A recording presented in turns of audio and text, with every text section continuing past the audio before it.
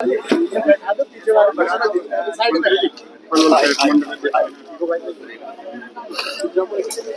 मंडल अध्यक्ष देवेंद्र गुप्ता जी ने आदरणीय मंत्री जी का स्वागत किया। सभी साथी एक बार बैठ जाएं, साइड से पीछे वालों को नजर आ जाए। आज के इस वीर शिरोमणि महाराणा प्रताप के इस चौक के सौंदर्यीकरण के शुभ अवसर पर हम सबके बीच उपस्थित हमारी पार्टी के जिला अध्यक्ष भाई विपिन बैंसला जी, हरियाणा सरकार में मंत्री और आपके पलवल के लोकप्रिय विधायक छोटे भाई गौरव गौतम जी, हमारे यहाँ के पूर्व विधायक रहे पार्टी के वरिष्ठ नेता भाई दीपक मंगला जी, नगर परिषद के चेयरमैन डॉक्टर यशपाल जी, भाई हरेंद्र पाल राणा जी, पूर्व जिला अध्यक्ष भाई चरण सिंह तेवतिया जी, श्री LD वर्मा जी, हमारे यहाँ के वाइस चेयरमैन श्री मनोज कुमार बंधु जी, भाई राजीव कतियाल जी, हमारे हरि किशन पार्षद जी, अनिल नागर जी, वीरपाल दीक्षित जी, जिला के महामंत्री परवीन ग्रोवर जी, मुकेश राणा जी, पवन अग्रवाल जी, तेजपाल तेवतिया जी, कुलबीर देसवाल जी जिला पार्षद, सूरजपाल राणा जी, सूरत पार्षद जी, दीपक आर्या जी, योगेंद्र सहरावत जी, हमारे ब्लॉक के चेयरमैन भगत सिंह घुगेरा जी, पूर्व में जिला महामंत्री सतीश बैंसला जी, बांके पार्षद जी, ब्रिजमोहन पार्षद जी, संजय राणा जी, वीरेंद्र प्रताप जी, विशन पार्षद जी, मुकेश सिंगला जी, नरेश सिंगला जी, अशोक चुग जी, राजेश शर्मा जी, जीत सिंह जाखड़ जी और हमारे अविनेश शर्मा जी, रामी चेयरमैन जी, और जिस युवा टीम ने इस कार्यक्रम का आयोजन किया है ऐसे विक्रम सिसोदिया जी, ललित ठाकुर जी, परवीन गौरक्षक जी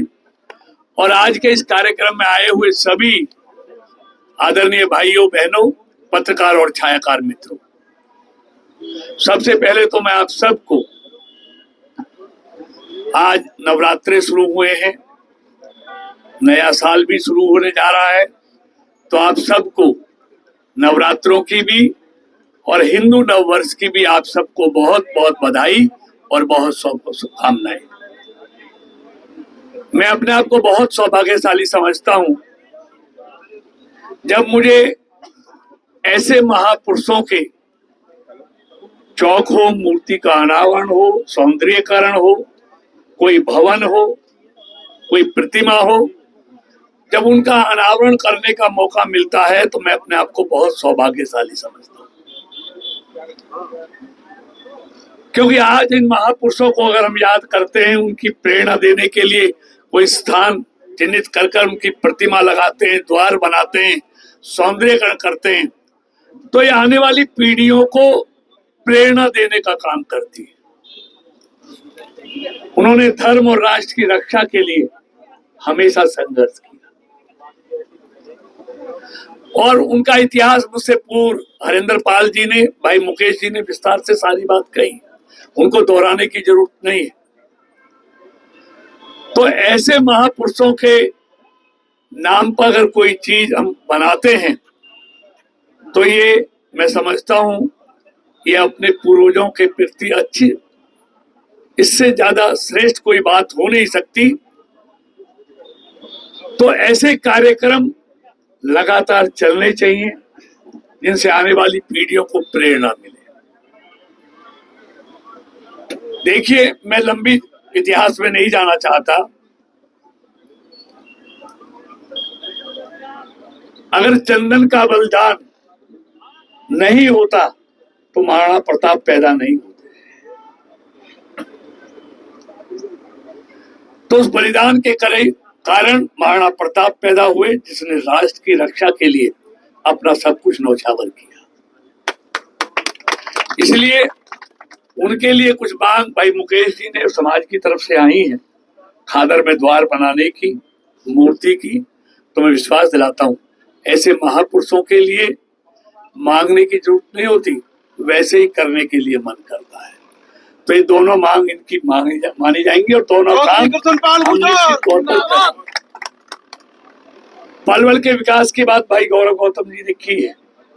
और वो लगातार लगे हुए हैं और मुझे पूरा भरोसा है कि वो पलवल के विकास में कोई कमी नहीं छोड़ेंगे। युवा भी हैं, काम करने का जज्बा भी है, तो इसलिए पलवल के विकास में और मेरा जितना सहयोग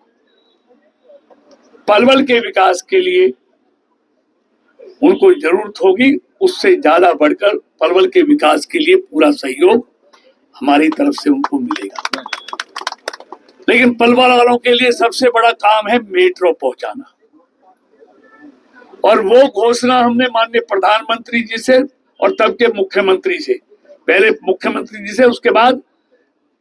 चुनाव में माननीय प्रधानमंत्री जी से करा दी और उसका काम भी चालू है। अगर अखबार पढ़ते हो तो चालू है उसका भी। तो इस टर्म में पलवल के लिए मेट्रो पहुंचेगी, बहुत तेजी से उसका काम चल रहा है, तो बल्लभगढ़ से पलवल तक मेट्रो आएगी, ये सबसे बड़ा काम। और मेट्रो आने के बाद आप कल्पना कर सकते हैं पलवल के विकास को कितने पंख लगेंगे, इसकी आप कल्पना करके देखिए। और आने वाला समय पलवल से बेहतर कनेक्टिविटी कोई नहीं हो सकती है। पिछले 10 सालों में मैं सारे कामों की चर्चा नहीं करना चाहता। पलवल में यूनिवर्सिटी लानी हो, पलवल के पेलक में मेडिकल कॉलेज लाना हो, पलवल का ये पूरा एलिवेटेड करना हो, पूरे पलवल के जाम से मुक्त करना हो, यमुना पर हसनपुर में पुल बनवाना हो, मोटे मोटे, और फरीदाबाद से बॉर्डर से पलवल तक की घंटों की दूरी को मिनटों में करना हो, पेलक में उतार चढ़ाव बनवाना हो, पलवल से कुंडली तक